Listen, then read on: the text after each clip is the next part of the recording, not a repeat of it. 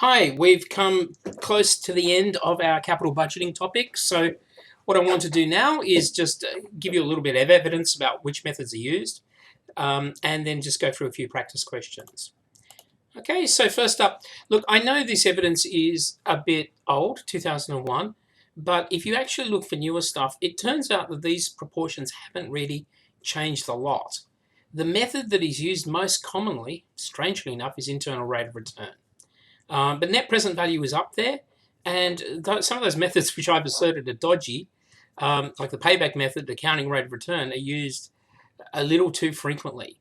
And ironic, actually, to notice that discounted payback is better than payback because it takes into account time value of money, yet it's used less frequently. So why are people using payback so much? Maybe because it's pretty simple.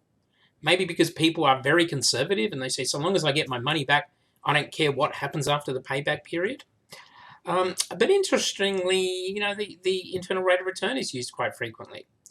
And you have to wonder why. I mean, maybe it's used by entities where they don't really have any constraints on getting access to money. The cost of capital doesn't matter. And so they're going for internal rate of return instead of net NPV.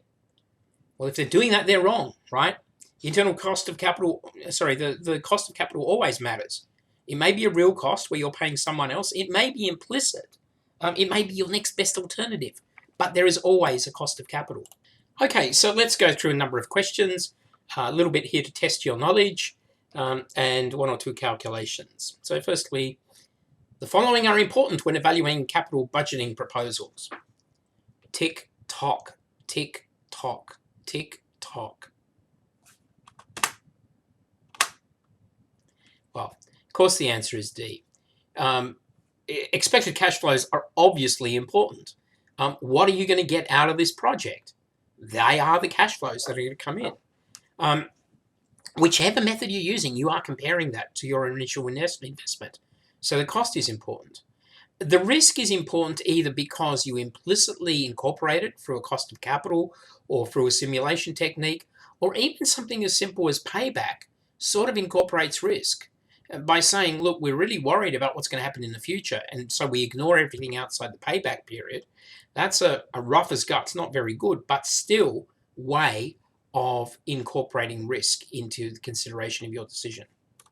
Okay, well, let's look at a numerical one now. Okay, a company is considering a replacement machine to work on their production line. The old machine is fully depreciated, no scrap value, so we get rid of it. Why is this significant? Because there's no cash flow associated with transitioning out of the old machine. We only have to think about moving to the new one. Okay, so machine A costs $1,000, operating costs of $100 a year, but it's only going to last for 2 years.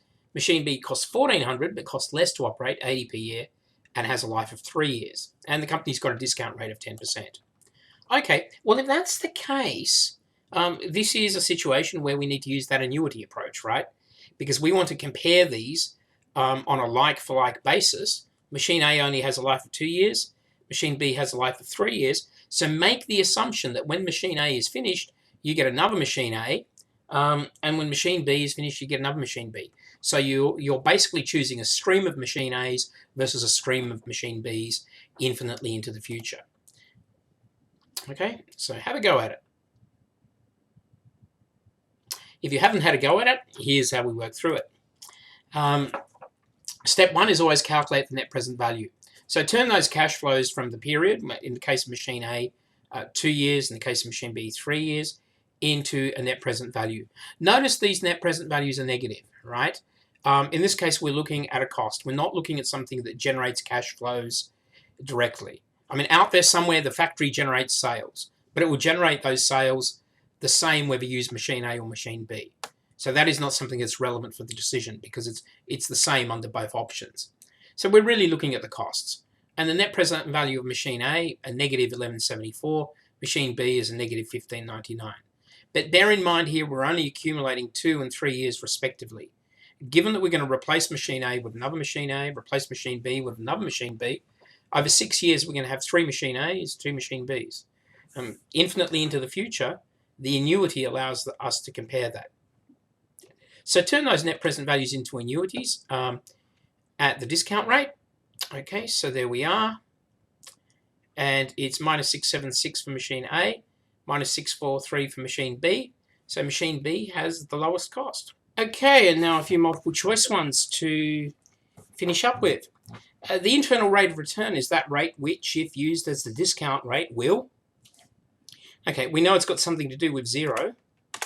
So which is it? It's B. The reason it's not A is it's not just discounting future cash flows, it's incorporating the initial investment. So the initial investment, which has no discount, it's discounted, but it's discounted by a factor of 1, and future cash flows, which are discounted by a factor of 1 plus R to the N, whatever the period is, give you a net value of 0. Okay, so the answer is B. Internal rate of return answers the question, what rate gives you a net present value of 0? Capital budgeting methods using discounted cash values are said to be superior to the payback method because, okay, what's the issue? Is it tax? Well, we can incorporate tax into cash flows from both methods. Depreciation?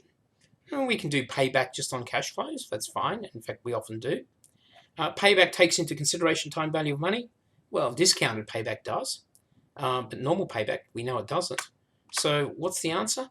Discounted cash value models, including possibly discount payback, right? But hopefully net present value, do not ignore the time value of future cash flows.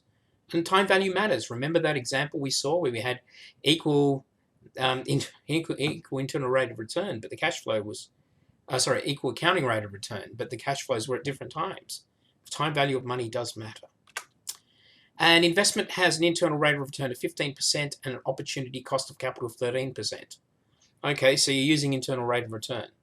That basically means if you discount the cash flows at 15%, you get 0, at 0 net present value.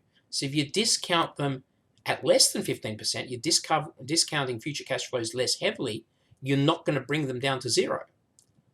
In other words, they're going to be positive. Right? So if you're discounting 13%, if it takes 15% to bring it down to 0, 13% won't bring it down to 0. So if you're discounting at 13%, the net present value is probably positive. Right? Or another way of doing it is just saying, look, the project's giving you 15%, your capital's costing you 13%, yay, you're 2% ahead. So it's clear that the investment should be accepted.